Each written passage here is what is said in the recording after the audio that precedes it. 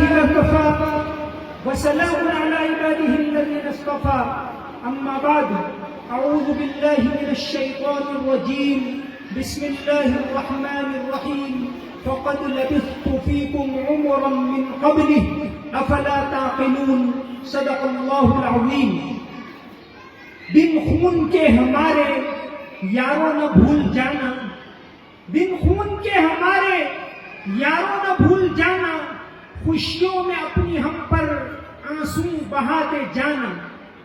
یہ داغ داغ اجالا یہ شب گزیدہ سحر، یہ داغ داغ اجالا یہ سب گزیدہ سحر. وہ انتظار تھا جس کا یہ وہ سحر تو نہیں، یہ وہ سحر تو نہیں کہ جس کی آرزو لے کر چلے تھے یار کہ مل جائے گی کہیں نہ کہیں. محترم دوستوں، ایک طرف مدرسہ انجمن نصیر الاسلام اور دوسری طرف مدرسہ پراتھمک ودیالیہ. گویا بسار کا یہ ادارہ ایک طرح سے دینی اور دنیاوی تعلیم کا سنگم ہے. اور آج 15 اگست کے موقع کے اوپر جب آزادی کو 78 سال پورے ہو چکے اور 79واں جشن آزادی ہم منا رہے ہیں، یہاں بسار کے اندر چاروں طرف ایک طرح سے بلبلہ ہے، جوش ہے، جذبہ ہے. بچوں نے پورے جذبے کے ساتھ، امنگ کے ساتھ اپنے پروگرام پیش کیے. باقی یہ بچے مبارکباد کے قابل ہیں اور جنہوں نے ان کو تیاری کروائی وہ واقعی مبارکباد کے قابل ہیں. تو میں نے بات شروع کی کہ ایک طرف مدرسہ اور ایک طرف اسکول. آج اس کی ضرورت ہے. تو جنگ آزادی کے اس جشن کے موقع کے اوپر اسی طرح کا ایک واقعہ سنا کر میں اپنی بات کو شروع کروں گا. مولانا محمد علی جوہر آزادی کی لڑائی کے بہت بڑے رہنما. مولانا محمد علی جوہر 1931 میں ان کا انتقال ہو گیا. مولانا کی والدہ عبادی بیگم بی اماں کے نام سے جو مشہور ہے، انہوں نے یعنی ان کی والدہ نے بھی آزادی کی لڑائی میں قربانیاں دی. یہاں تک کہ گاندھی جی نے اپنی کتاب مائی ایکسپیریمنٹ وتھ ٹروتھ اس کے اندر بی اماں کا تذکرہ کیا ہے، عبادی بیگم کا. گاندھی جی کے پوتے راج موہن گاندھی انہوں نے ایک کتاب لکھی ہے ایٹ لائیوز، اس کے اندر بھی ان کا تذکرہ کیا. بی اماں بہت کم عمر میں، ابھی ان کی عمر 30 سال کی تھی اور بیوہ ہو گئی. 4 بیٹے تھے لیکن انہوں نے بیٹوں کو کیسی تعلیم دی؟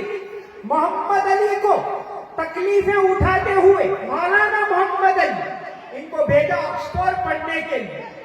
برطانیہ میں پڑھ کر آئے اور آزادی کے ایسے رہنما بنے کہ گاندھی جی نے ان کو اپنا گرو مانا.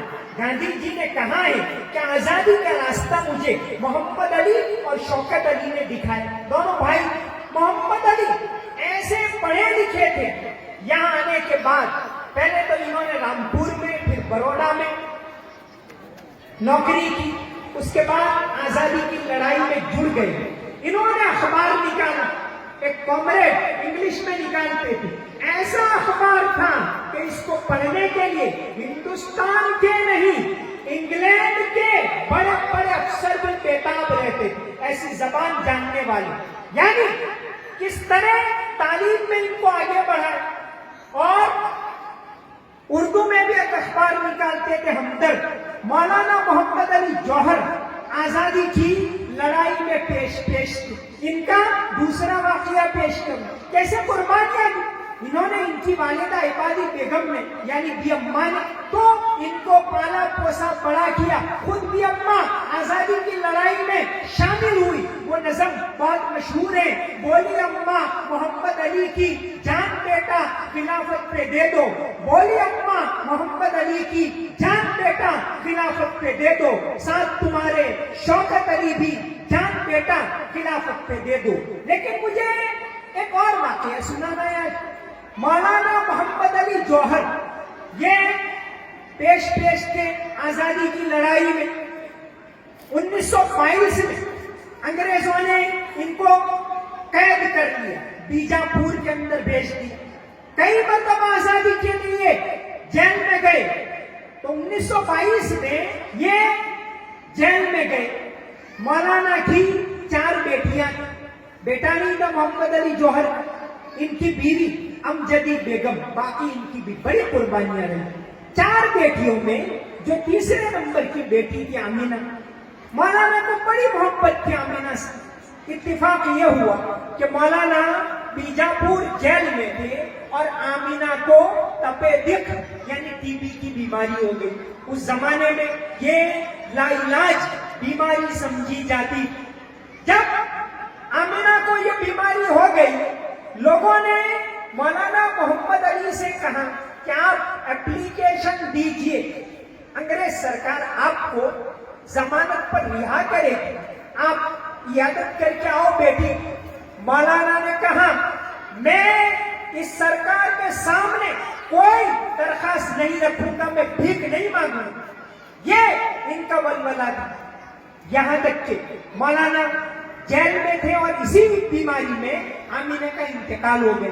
آمینہ بیمار تھی, تب مولانا نے ایک نظم لکھی تھی جیل کے اندر, جس کو مولانا عبد الماجد دریابادی نے محمد علی کی ذاتی ڈائری, اس کے اندر یہ نظم لکھی ہے.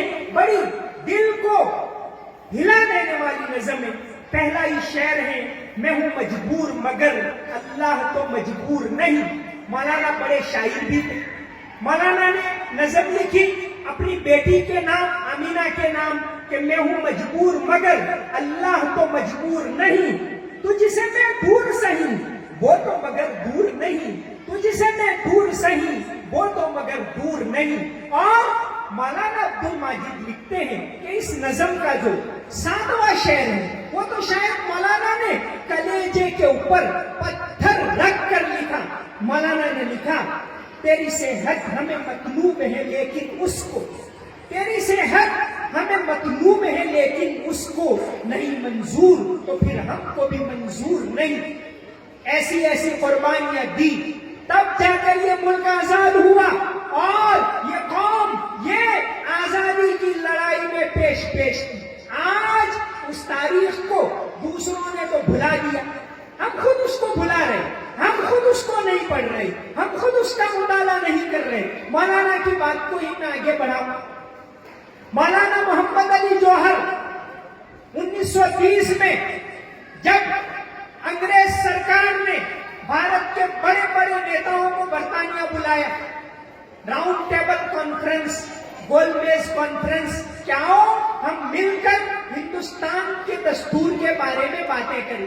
مولانا محمد علی یہاں سے گئے اور یہ طے کر کے گئے کہ میں یا تو آزادی لے کر آؤں گا یا انگریز سرکار کو مجھے قبر کی جگہ دینی ہوگی, میں غلام ملک میں واپس نہیں آؤں گا. اور مولانا گئے, بات چل رہی تھی, مولانا کا نمبر آیا, مولانا کھڑے ہوئے اور مولانا نے ایسا بیان کیا انگریزی کے اندر, ایسا خطاب کیا جو بالکل بے مثال ہے. مولانا نے کہا اے وکٹوریہ کے بیٹے, کیوں تو نے ہمارے ملک کو غلام رکھا ہے, سن لے, یا تو ہندوستان کو آزادی دینی ہوگی یا مجھے قبر کے لیے جگہ دینی ہوگی, میں غلام ملک میں واپس نہیں جاؤں گا. اور اللہ کا کرنا ایسا ہوا, تقریباً 2 ماہ کے بعد ہی 4 جنوری 1931 کو مولانا کا انتقال ہو گیا. برطانیہ کے اندر ہی, لندن کے اندر ہی. اب مسئلہ پیش آیا, مولانا کی بیوی نے یہاں سے تار کیا کہ مولانا کو یہاں لاؤ. مولانا شوکت علی ان کے بھائی نے کہا کہ مولانا کو جس ملک کے خلاف پوری زندگی لڑے اس ملک کے اندر تو ہم دفن ہونے نہیں دیں گے, برطانیہ میں نہیں. بات چلی. چونکہ مولانا نے ایک انٹرنیشنل آدمی تھے, یہ آج کل جو مسئلہ چل رہا ہے فلسطین کا، خلافت تحریک کے لیے مولانا نے بہت کام کیا تھا ہندوستان میں. تو فلسطین والے، فلسطین کا اس زمانے کا گورنر تھا امین الحسین، انہوں نے برطانیہ میں تار کیا اور کہا کہ مولانا کو بیت المقدس کے احاطے میں دفن کیجیے. آخرکار یہی طے ہوا اور مولانا، آپ سن لیجئے، مولانا محمد علی جوہر کہاں دفن ہو رہے ہیں؟ بیت المقدس کے احاطے میں. آج بھی ان کا مزار وہاں موجود ہے. تو اس طرح کی قربانیاں دینے کے بعد یہ ملک آزاد ہوا. میں آپ کو ایک اور واقعہ سناؤں. بہادر شاہ ظفر، غازیوں میں بو رہے گی جب تلک ایمان کی، غازیوں میں بو رہے گی.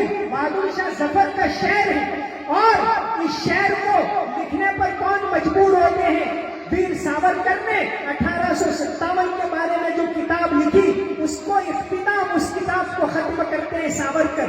ساورکر نے اپنی کتاب میں جگہ جگہ بہادر شاہ ظفر کو شہنشاہ کہا. تو آخر یہ اس شعر پر ختم کرتے ہیں، غازیوں میں بو رہے گی جب تلک ایمان کی، غازیوں میں بو رہے گی جب تلک ایمان کی، تخت لندن تک چلے گی دیکھ ہندوستان کی.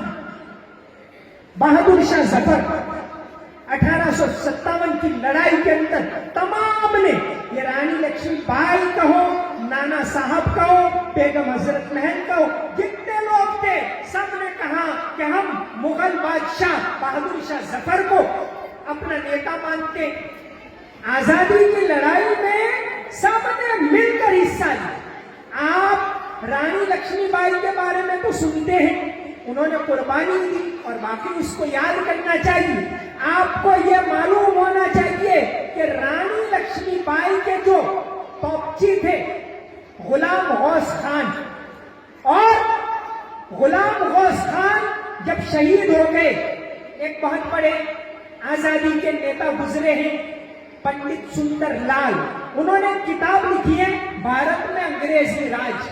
انہوں نے ایکتا کے بارے میں بہت ساری باتیں اس کتاب کے اندر لکھی ہیں، یہاں تک کہ انگریزوں نے اس کتاب پر پابندی لگا دی. تو پنڈت سندر لال نے یہ بات لکھی ہے کہ رانی لکشمی بائی کے توپچی جب شہید ہو گئے غلام غوث خان، تو ان کو رانی کے محل میں دفن کیا. آج بھی وہ قبر وہاں موجود ہے اور وہ گواہی دے رہی ہے تمہاری قربانی کی، اس ایکتا کی گواہی دے رہی ہے. جب یہ شہید ہو گئے تو رانی نے جو سیکنڈ نمبر کے ان کے توپچی تھے خدا سردار خدا بخش خان، ان کو توپچی بنایا، وہ بھی شہید ہو گئے اور ان کا مزار بھی رانی لکشمی بائی کے محل کے اندر ہے. آپ بھگت سنگھ کے بارے میں سنتے ہیں، باقی ان کی قربانی تھی. بھگت سنگھ کو جب انگریز سرکار نے قید کر لیا تو معلوم ہے اس زمانے میں کوئی ان کا کیس لڑنے کے لیے تیار نہیں ہو رہا تھا. آصف علی نے ان کا کیس لڑا. آصف علی یعنی آصف علی کے نام سے مشہور ہے، بیرسٹر آصف علی، جو آزادی کے بعد امریکہ کے اندر ہندوستان کے پہلے ایمبیسڈر بنے. انہوں نے بھگت سنگھ کا کیس لڑا. اس سے بڑھ کر آپ کو بات بتاؤں، جب بھگت سنگھ کا کیس چلا اور ان کے ساتھیوں کا بات آئی کہ پھانسی کی سزا ان کو دینی چاہیے، 3 جج تھے، جے کورنسٹین، جی سی ہیملٹن اور تیسرے تھے آغا حیدر، آغا سید حیدر جو سہارنپور کے تھے. آغا سید حیدر، جسٹس آغا سید حیدر نے کہا میں اس کے اوپر دستخط نہیں کروں گا، میں بھگت سنگھ کی پھانسی کے اوپر دستخط نہیں کروں گا. آخر انگریزوں نے ان کو عہدے سے ہٹا دیا. آغا حیدر نے کہا مجھے جج کے اتنا بڑے عہدے سے ہٹنا منظور ہے، لیکن میں بھگت سنگھ کی پھانسی کے اوپر دستخط نہیں کروں گا. اس طرح قربانیاں دی.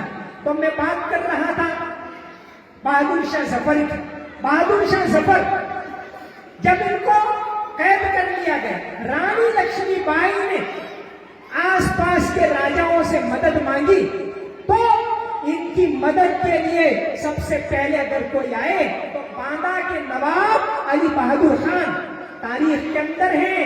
آپ اپنی تاریخ کو پڑھیے، ان بچوں کو پڑھائیے، ان کو سکھائیے، اپنی تاریخ سے، اپنی بہادری سے واقف کیجیے ان بچوں کو. تو بہادر شاہ ظفر، ان کو انگریزوں نے قید کر لیا، کئی مسجدوں کو شہید کر دیا. جیسے دہلی کے اندر ایک مسجد تھی اکبر آبادی مسجد، چونکہ اس مسجد کے اندر رہ کر علماء نے فتویٰ دیا تھا آزادی کی لڑائی میں. علماء نے بڑے پیمانے پر فتوے دیے. جیسے 1985 کے اندر آزادی کے لیے ایک تنظیم بنائی گئی جس کو ہم کانگریس کہتے ہیں. تو 1988 میں 100 علماء نے دستخط کر کے ایک کتاب لکھی نصرت الابرار. اس کے اندر دستخط کر کے کہ ہمیں اس کے اندر جڑ کر انگریزوں سے لڑنا ہے.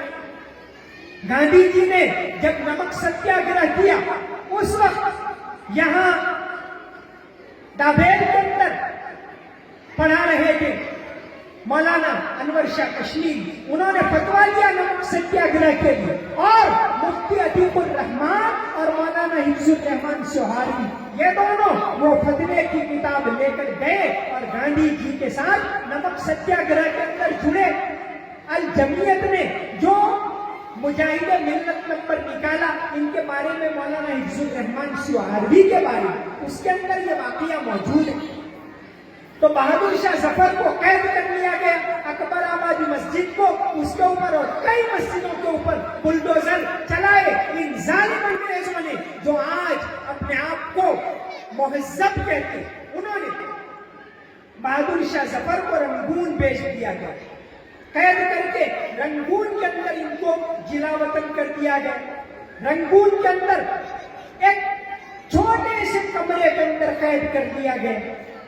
جب وہاں کا جو جنرل ڈیوس تھا، وہاں کا جو جیلر تھا بلکہ کمشنر، اس نے دیکھا تو اس نے کہا کہ کم سے کم بادشاہ کو تو اچھی جگہ ملنی چاہیے. تو ان کا جو گھوڑا باندھنے کا گیریج تھا اس کمرے میں بہادر شاہ ظفر کو قید کیا. بہادر شاہ ظفر کا یہ واقعہ ایک کتاب لکھی William ڈلرمپل، the last Mughal. Bahadur Shah Zafar اور 1857 کی جنگ کے بارے میں بہت اہم اور ضخیم کتاب ہے. اس کے اندر واقعہ لکھا ہے کہ جب بہادر شاہ ظفر کو یہاں قید کر لیا گیا، اب حالت اچھی نہیں، وطن میں دفن ہونا بھی نصیب نہیں ہوا. کتنا ہے بد نصیب ظفر دفن کے لیے، کتنا ہے بد نصیب ظفر دفن کے لیے، 2 گز زمین نہ ملی کوئے یار میں. تو بہادر شاہ ظفر کو رنگون کے اندر قید کر لیا گیا، وہاں دن کاٹ رہے تھے. 1862 میں ان کا انتقال ہو گیا. وہاں برما کی ایک لیڈی تھی، وہ ان کی خدمت کے لیے یعنی روزانہ کھانا رکھنے کے لیے جاتی تھی. ایک دن 1862 میں اس نے دیکھا کہ سر پڑے نظر آئے شہنشاہ. انہوں نے جنرل ڈیوس کو جا کر شکایت، تو چوکیدار نے کہا کہ ابھی صاحب کام میں ہے، بعد میں آؤ. پھر گئے 1 گھنٹے کے بعد، پھر کہا بعد میں آؤ. پھر دوپہر کو ظہر کے وقت جب کمرہ کھولا تو دیکھا کہ بادشاہ کا انتقال ہو گیا. یہ انگریز کتنے ظالم تھے. بہادر شاہ ظفر کا جب انتقال ہو گیا تو کہا کہ صرف 2 لوگوں کو نماز جنازہ پڑھنے کی اجازت ہوگی. تو ایک تو بہادر شاہ ظفر کا بیٹا جو وہاں اور جگہ پر قید تھا، جواں بخت خان، ان کو لایا گیا. اور ایک بہادر شاہ ظفر کے استاد بڑی عمر کے حافظ ابراہیم، یہ دونوں آئے کہ بھئی یہ صرف 2 لوگ نماز جنازہ پڑھیں. کہاں بادشاہ پورے ہندوستان کا، اور کہاں نماز پڑھنے کے لیے 2 آدمی. ڈلرمپل نے یہ واقعہ لکھا ہے. جب دونوں آئے تو حافظ ابراہیم رونے لگے. ہونا تو یہ چاہیے تھا کہ وہ بیٹا روتا. تو بیٹے نے کہا جواب بخت خان نے کہ آپ کیوں رو رہے ہو حافظ صاحب، اللہ تعالیٰ بہت بڑا ہے. حافظ ابراہیم نے کہا بیٹا تجھے پتا نہیں ہے، آج سے 25 سال پہلے 1837 میں جب بہادر شاہ ظفر تخت کے اوپر بیٹھے، وہ منظر مجھے یاد ہے کہ پورے دہلی شہر کے اندر چراغ جلائے گئے تھے، اور آج وہ وقت ہے کہ یہاں کوئی نماز جنازہ پڑھنے کے لیے بھی نہیں ہے۔ ایسی ایسی قربانیاں ہمارے بڑوں نے دی، تب جا کر یہ ملک آزاد ہوا، تب جا کر یہ آزادی ملی ہے۔ تو آج کے وقت کے اندر ہمیں اس آزادی کو زندہ رکھنا، اس آزادی کو آگے بڑھانا، ہماری نسل کو ہماری تاریخ بتانا، ان کو ایجوکیشن دلانا، یہ بہت زیادہ آج کے وقت میں ضروری ہے۔ ساتھ ہی ساتھ یہ بات بھی ضروری ہے کہ اس ملک کے اندر ہم بھائی چارے کو پھیلائیں، ایکتا کو پھیلائیں، مل جل کر رہیں۔ میں واقعہ مولانا ابوالکلام آزاد کا، آزادی کے ایک اور بہت بڑے رہنما، ان کا واقعہ سنا ہوں۔ وقت بہت کم ہے، ہمیں مختصر وقت میں انشاءاللہ بات پوری کرنی۔ مولانا ابوالکلام آزاد آزادی کے بہت بڑے رہنما، جو آزادی کے بعد بھارت کے پہلے ایجوکیشن منسٹر بنے۔ آج اس ملک کے اندر جو ایجوکیشن کا پورا نظام ہے، UGC سے لے کر سارا نظام، اس کا خاکہ بنایا تھا مولانا ابوالکلام آزاد نے۔ میں عورتوں کی قربانی کی ہی بات کر رہا ہوں۔ مولانا ابوالکلام آزاد 1942 میں جب ہند چھوڑو تحریک کے اندر ان کو سزا دی گئی، مولانا آزاد کی بیوی زلیخا بیگم کا مزار تو کلکتہ میں ہے اور مولانا کا مزار دہلی میں ہے۔ مولانا ابوالکلام آزاد جیل میں تھے اور 1943 میں 43 میں زلیخا بیگم کا انتقال ہو گیا۔ تو 1942 میں جب آزادی کے بڑے بڑے رہنماؤں کے اوپر کیس چلا، گاندھی جی تھے، جواہر لال نہرو تھے، مولانا ابوالکلام آزاد تھے، اور بہت سارے نیتاؤں کے اوپر کیس چلا، اور انگریزوں نے جیل کی سزا سنی۔ مولانا کو 1 سال کی جیل کی سزا ہوئی۔ مولانا کی بیگم زلیخا بیگم نے گاندھی جی کو خط لکھی۔ گاندھی جی کے خطوط میں زلیخا بیگم کا ایک خط موجود ہے۔ لکھا، گاندھی جی دوسرے نیتاؤں کو زیادہ سزا ہوئی، مولانا کو صرف 1 سال کیوں؟ کیا کوئی مولانا نے نرم رویہ تو اختیار نہیں کیا؟ یہ خط لکھا زلیخا بیگم نے، اور اتفاق سے مولانا اسی وقت جیل میں تھے، اور 1943 میں زلیخا بیگم کا انتقال ہو گیا۔ ان کے جنازے کے اندر شرکت کے لیے مولانا نے انگریز سے ضمانت کی بھیک نہیں مانگی۔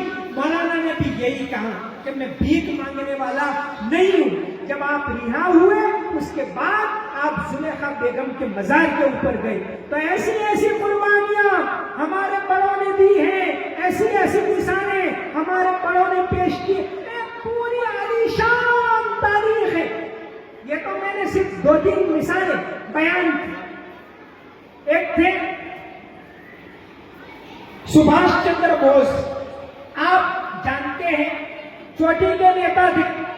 سبھاش چندر بوس نے یہ چاہا کہ ہم آزادی لڑ کر لیں گے، گاندھی جی کا طریقہ غلط ہے، تو وہ چلے گئے جرمنی، اور چونکہ اس زمانے میں ورلڈ وار چل رہا تھا، جرمنی تھا وہ انگریز کا مخالف تھا۔ بات مختصر میں بتا دوں، سبھاش چندر بوس جرمنی میں گئے۔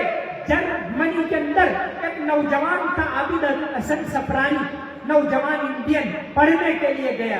وہ سبھاش چندر بوس کے ساتھ ہو گیا اور کہا کہ چلیے ہم رنگون جا کر فوج بنائیں اور ہندوستان کے انگریزوں کے خلاف لڑے۔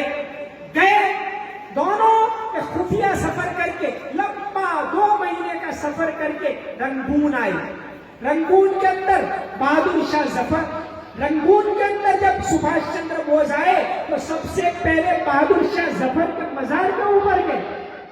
ششر بوس نے جو ان کے بارے میں کتاب لکھی ہے اس کے اندر انہوں نے لکھا ہے، اور اسی طرح اور جو کتابیں لکھی گئی ہیں، جیسے شانتی مئی رائے کی ایک کتاب ہے freedom movement and Indian Muslims, اس کے اندر بھی لکھا ہے کہ سب سے پہلے وہ بہادر شاہ ظفر کے مزار پر گئے.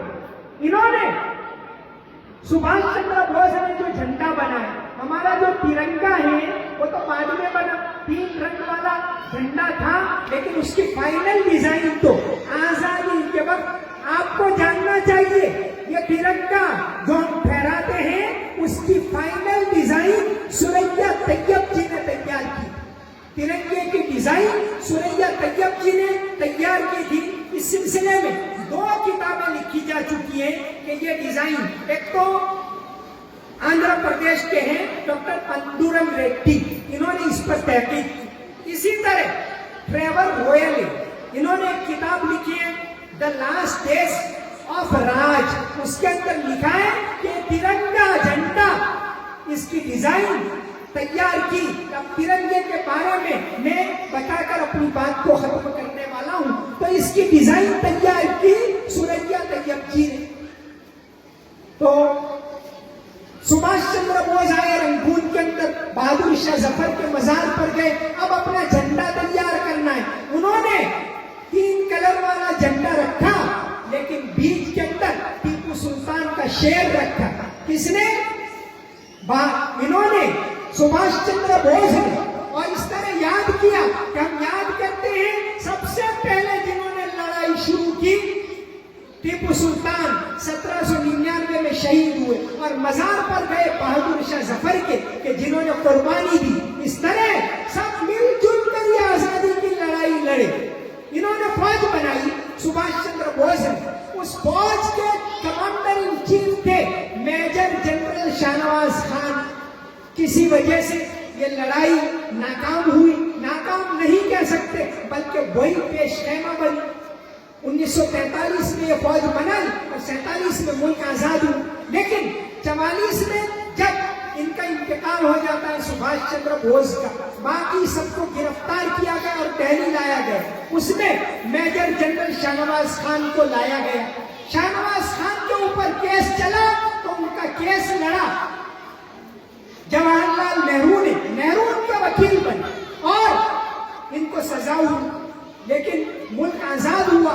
ملک کے آزاد ہونے کے بعد برابر دھیان رکھیں، دہلی کے اندر لال قلعے پر جو جھنڈا چڑھا ہوا تھا انگریز کا، اس کو اتارا میجر جنرل شاہنواز خان نے، اور پہلی مرتبہ جھنڈا چڑھایا ہندوستان کا شاہنواز خان نے. پھہرایا تو جواہر لال نہرو نے، لیکن اوپر چڑھایا پہلی مرتبہ میجر جنرل شاہنواز خان نے، جو آزادی کے بعد 1952 سے 1971 تک 4 مرتبہ میرٹھ سے جیتے اور پارلیمنٹ میں گئے. اور سبھاش چندر بوس کے انتقال کے بارے میں تحقیق کے لیے جو کمیٹی بنائی، اس وقت سرکار نے اس کمیٹی کا صدر بنایا تھا انہوں نے شاہنواز خان کو، اور کمیٹی کا نام تھا شاہنواز کمیٹی. تو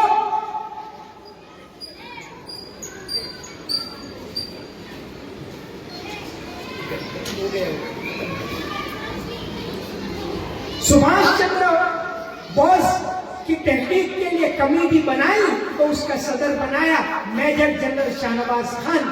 تو اس طرح ہماری بڑی قربانیاں رہی اس ملک کے اندر. آج بھی ہم اس ملک کے لیے قربانیاں دیتے ہیں. تو ہم آج 2-3 باتیں کہنے کے لیے میں آیا ہوں. 2-3 باتیں. پہلی بات، اپنی تاریخ کو زندہ کرو، اس کو یاد رکھو، اس کو پھیلاؤ، اس کو چھاپو، اس پر تحقیق کرو، اس کی کتابیں پھیلاؤ، اس کے ویڈیوز کو صحیح تحقیق کے ساتھ لاؤ، اور اس ملک کو بتاؤ کہ ہماری یہ شاندار تاریخ رہی، ہم اس ملک سے محبت کرتے ہیں. یہ پہلی بات. دوسری بات، آج اس ملک کے اندر ہمیں اپنے حقوق حاصل کرنے، اس کے لیے ضرورت ہے ایجوکیشن. میں ایک واقعہ آپ کو سناؤں. اس ملک کے اندر پہلے اسلام کا پیغام لے کر آنے والوں میں ایک بہت بڑے اللہ والے داتا گنج بخش لاہوری.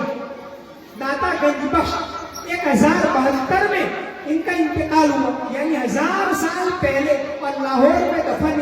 علامہ اقبال اکثر فجر کے بعد تلاوت کے لیے ان کے مزار پر جاتے تھے. گنج بخش فیض عالم مظہر نور خدا. جب حضرت معین الدین چشتی رحمت اللہ علیہ ہندوستان میں آئے، یہاں آئے تو پہلے وہ داتا گنج بخش کے مزار کے اوپر گئے تھے، وہاں ٹھہرے، وہاں ذکر کیا. اس وقت انہوں نے ایک شعر کہا تھا. انہوں نے معین الدین چشتی جو آپ کی سرزمین کے اوپر دفن ہے، انہوں نے ایک شعر کہا تھا، گنج بخش فیض عالم مظہر نور خدا، ناقصارہ پیر کامل کاملارہ رہنما. تو یہ داتا گنج بخش کے بارے میں علامہ اقبال نے ایک واقعہ لکھا ہے. وہ واقعہ سنا کر آج میں اپنا پیغام دے کر اپنی بات ختم کرنے والا ہوں. داتا گنج بخش لاہوری رحمت اللہ علیہ، ان کا ایک واقعہ علامہ اقبال نے، علامہ بڑے عاشق تھے انہوں نے داتا گنج بخش کا ایک واقعہ لکھا ہے. سید حجویر مخدوم امم، سید حجویر مخدوم امم، مرقد او پیر سنجر را حرم. یہ سنجر کا پیر یعنی حضرت معین الدین چشتی آتے ہیں تو سب سے پہلے وہاں جاتے ہیں، یہاں سے شروعات کرتے ہیں کہ سید حجویر مخدوم امم، مرقد او پیر سنجر را حرم. تو داتا گنج بخش کا ایک واقعہ علامہ نے لکھا ہے. ایک مرتبہ ایران کے مرو شہر کا ایک آدمی داتا گنج بخش کے پاس آیا اور بہت ساری شکایتیں کی. حضرت میں بہت پریشان ہوں، مجھے رشتہ دار پریشان کرتے ہیں، میری مالی حالت اچھی نہیں ہے، میری تندرستی اچھی نہیں ہے، مجھے دوست لوگ پریشان. بہت ساری شکایت کرتے کرتے انہوں نے کہا کہ حضرت میری حالت ایسی ہے جیسا ایک آئینہ ہو، اور وہ آئینہ نکیلے پتھروں کے بیچ میں ہوں، میں زخمی ہوں، میں پریشان ہوں، مجھے کوئی علاج بتائیے، میرے لیے دعا کیجیے کہ میری پریشانیاں دور ہو جائیں. داتا گنج بخش نے فرمایا کہ ارے تم اگر نکیلے پتھروں کے بیچ میں ہو تو کیوں پریشان ہوتے ہو؟ اللہ بڑا ہے، اپنے آپ کو ایسا آئینہ بناؤ، اپنے آپ کو انبریکیبل آئینہ بناؤ جو پتھر سے کوئی نہ ٹوٹے. تو آج ہمیں اپنے آپ کو، یہ ہندوستان کے مسلمان جو شکایت کرتے ہیں تمہاری تاریخ تو یہ تھی، تم نے اس ملک کو کیا کیا دیا، اور آج پریشانی کی شکایت نہیں. آج ہمیں اگر پریشانیاں ہیں یقیناً ہیں تو ہمیں اپنی نسلوں کو، یہ ملک جمہوری ملک ہے، یہاں سب کے حقوق برابر ہیں، ہمیں اپنی نسلوں کو یہ پیغام دینا ہے کہ تم کون تھے، تمہیں اپنے آپ کو مضبوط بنانا ہے. تو اس کے لیے پہلی طاقت ہے ایجوکیشن. ایجوکیشن کے اندر اپنی قوم کو آگے بڑھاؤ، پڑھاؤ، نسلوں کو پڑھاؤ. اس لیے نہیں کہ نوکری ملے، اس لیے کہ یہ طاقتور بنے، ایک طاقتور قوم بنے. اس کے لیے دینی تعلیم ضروری. میں نے شروعات یہیں سے کی تھی کہ ایک طرف مدرسہ ہے، ایک طرف اسکول ہے. اسکول نہیں، بہت اچھا اسکول ہے، اب تو یونیورسٹیاں بنانے کا زمانہ ہے، اب تو یونیورسٹیاں بنانے کا زمانہ ہے. لیکن اللہ کے خوف کے ساتھ، جو اکبر الہ آبادی نے کہا تھا، تم شوق سے کالج میں پڑھو، پارک میں پھولو، تم شوق سے کالج میں پڑھو، پارک میں پھولو، جائز ہے مقاصد میں اڑو، عرش میں جھولو، پر بندہ ناچیز کی ایک بات رہے یاد، اللہ کو اور اپنی حقیقت کو نہ بھولو. تو ضرورت ہے اسکول بناؤ، کالج بناؤ، بڑے بڑے ادارے بناؤ، لیکن مسجدوں کو آباد رکھنا، مدرسوں کو آباد رکھنا. سب سے پہلے مدرسوں میں ان کو تعلیم دلانا، ان کو اللہ کی پہچان کروانا، اس کے رسول صلی اللہ علیہ وسلم کی پہچان کروانا. تو پہلی بات ایجوکیشن. دوسری بات، اپنے آپ کو مالیات میں مضبوط بناؤ. مال آج کے زمانے میں ایک ذریعہ ہے. اللہ تعالیٰ فرماتے ہیں وَأَمْوَالَكُمُ الَّتِي جَعَلَ اللَّهُ لَكُمْ قِيَامًا. اللہ نے زندگی کا مدار رکھا ہے مال کے اوپر. ان کو اسکل میں آگے بڑھاؤ، ان کو ہنر سکھاؤ، ان کو जफाकश बनाओ और मालियात के अंदर आगे बढ़ाओ। आज के जमाने के अंदर माल, नबी करीम सल्लल्लाहु अलैहि वसल्लम ने फरमाया निअमल मालु सालिह लिर्रजुल सालिह, तो आप मालियात के अंदर इनको आगे बढ़ाओ। ये दूसरा काम। तीसरा, एक बड़ा काम करना है। आज बहुत सारी गलत फहमियां हैं, गलत फहमियों को दूर करने के लिए इंसानियत का सबक इस मुल्क के अंदर जो ख्वाजा मोइनुद्दीन चिश्ती ने पढ़ाया, जो दाता गंजबख्श सजवेरी ने पढ़ाया, जो देवबंद के उलमा पढ़ा रहे, जो पूरे मुल्क के अंदर तारीख में हमारे उलमा ने पढ़ाया, उसको जिंदा करने की जरूरत है। तो मैं बात को खत्म करते हुए एक मिसाल दी। मौलाना अबुल कलाम आजाद 1947 में तकसीम के बड़े मुखालिफ मुसलमानों को जमा किया दिल्ली के अंदर। ए मुसलमानों, मुल्क छोड़कर मत जाना, ये मस्जिदें तुम्हें पुकार रही हैं, ये तुम्हारे बाप दादाओं ने मस्जिदें बनाई थी वो पुकार रही हैं, ये मदरसे पुकार रहे हैं, ये ताजमहल पुकार रहा है, यहीं रहो। उस वक्त जब दिल्ली के अंदर लोग परेशान थे, बहुत सारे लोग मुल्क छोड़कर जा रहे, उस वक्त एक औरत आई, मौलाना ने कैंप लगाया था दिल्ली के अंदर। ये वाकया एक किताब है बज़्म-ए अर्जमंदान, उसके अंदर एक वाकया लिखा है कि एक औरत आई कैंप के अंदर। मौलाना ने ये परेशान लोगों के लिए दिल्ली में कैंप लगाया था, खाने पीने का इंतजाम करते। जब हालात नॉर्मल हो गए, तकरीबन 6 माह हो गए, लोग अपने अपने घरों में जाने लगे, वो औरत वहीं ठहरी रही। मौलाना अबुल कलाम आजाद ने फरमाया, उसको बुलाया, कहा कि बहन अब तो हालात अच्छे हो गए, सब लोग अपने अपने घरों में चले गए, तुम यहाँ क्यों हो? ये वाकया अताउल्लाह शाह बुखारी ने लिखा है। अताउल्लाह शाह बुखारी जब दिल्ली के अंदर आए तो दिल्ली के इमाम साहब, इमाम बुखारी, उनको ले गए कि मौलाना आजाद के मजार पर एक औरत आती है, उसकी बात सुनने जैसे। तो उन्होंने लिखा है कि अताउल्लाह बुखारी आए और उस औरत को बुलाए, तो उन्होंने कहा कि जब हालात अच्छे हो गए, सब चले गए, मौलाना ने मुझे बुलाया, कहा कि बहन तुम क्यों घर नहीं जाती? कहा कि देखो ये हालात के अंदर मैं फुला गांव की हूँ, मेरे शौहर शहीद हो गए, अब मैं जाऊं तो कहाँ जाऊं, मेरा घर टूट गया। मौलाना ने कहा फिक्र न कर। मौलाना अबुल कलाम आजाद दिल्ली के अंदर एक कमरा उनको दिलवा दिया, और वो औरत बयान करती है कि हर माह मुझे राशन मिलने लगा, तो हर महीने राशन आ जाता था। ये काम करते थे मौलाना अबुल कलाम आजाद, मुस्लिमों को गैर मुस्लिमों को राशन पहुंचाते। इत्तेफाक से वो औरत बयान करती है कि जब 1958 में मौलाना का इंतकाल हो गया, अब मैं फिक्रमंद हूँ कि अब राशन नहीं आएगा तो बंद हो जाएगा। इत्तेफाक से पहली तारीख आई तो वही चपरासी राशन लेकर आया।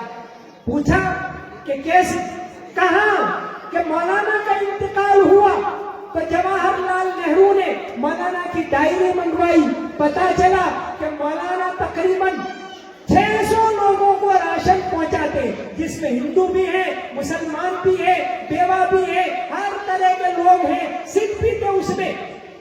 तो जवाहरलाल नेहरू ने कहा कि अब ये राशन नेहरू की तरफ से जाएगी। ये इंसानियत का दर्स हमें देने की जरूरत है, एक दूसरे से मिलने की जरूरत है। अपने यहाँ बुलाएं जो दूसरे मजहब वाले हैं, हम उनके पास जाएं, उनके बीमार हो तो इयादत करें, एक दूसरे को मिले। आज जरूरत है तो इस बात की जरूरत है कि इस मुल्क के अंदर जैसे हमने किसी जमाने के अंदर इंसानियत का सबक पढ़ाया था, ये पहला सबक है किताब हुदा का, ये पहला सबक है किताब हुदा का कि है सारी मखलूक कुम्मा खुदा का, वो सबक पढ़ाने की आज फिर से जरूरत है। तो हम इंसानियत के पैगाम को आम करें। 2-3 बातें मैंने कही, अपनी तारीख को जानो। दूसरी बात, एजुकेशन के अंदर कौम को आगे बढ़ाओ। तीसरी बात, मालियात के अंदर तरक्की हो, इसकी कोशिश करो। और चौथी बात, मुल्क के अंदर भाईचारे को आम करो। उनका जो काम वो अहले सियासत जाने, उनका जो काम वो अहले सियासत जाने। मेरा पैगाम मोहब्बत है। जहां तक پہنچے. وآخر دعوانا ان الحمدللہ رب العالمین.